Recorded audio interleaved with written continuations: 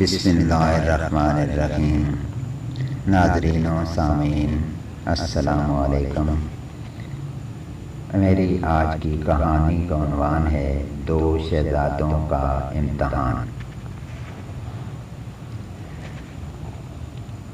وہ ایک نیک دل اور رعایا کا خیال رکھنے والا بادشاہ تھا۔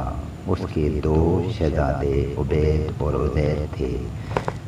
عبید عمر میں تو بڑا تھا مگر عقل اور سمجھداری میں عزیر سے کم تھا۔ ایک دن بادشاہ نے اپنے دونوں شہزادوں کو بلایا اور کہا، میرے بچوں، اب میں بوڑھا ہوتا جا رہا ہوں، اس لیے یہ سلطنت تم دونوں میں سے کسی ایک کے نام کرنا چاہتا ہوں۔ اس کے لیے تم دونوں کو ایک امتحان سے گزرنا ہوگا۔ تم دونوں الگ الگ سمتوں میں جاؤ، میں تمہیں 10 اشرفیاں دوں گا۔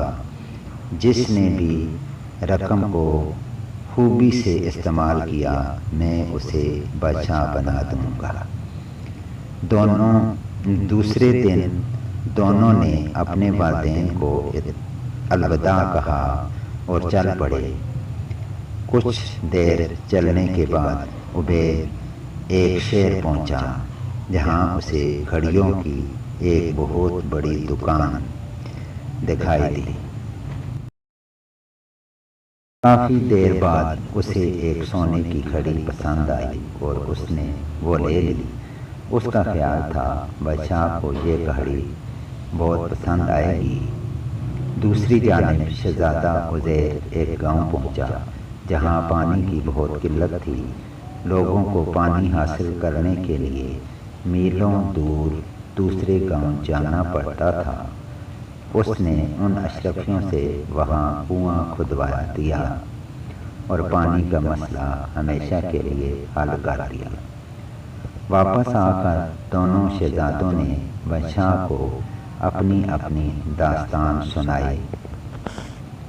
بادشاہ نے عزیر سے کہا، مجھے تم پر فخر ہے کہ تم نے رعایا کی پریشانی دور کر دی، جبکہ عبید نے اپنے لیے وقتی خوشی حاصل کی ہے۔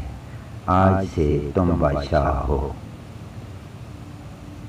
اگر آپ کو میری ویڈیو اچھی لگی تو لائک کر دیں، سبسکرائب کر دیں، شیئر کر دیں۔ شکریہ۔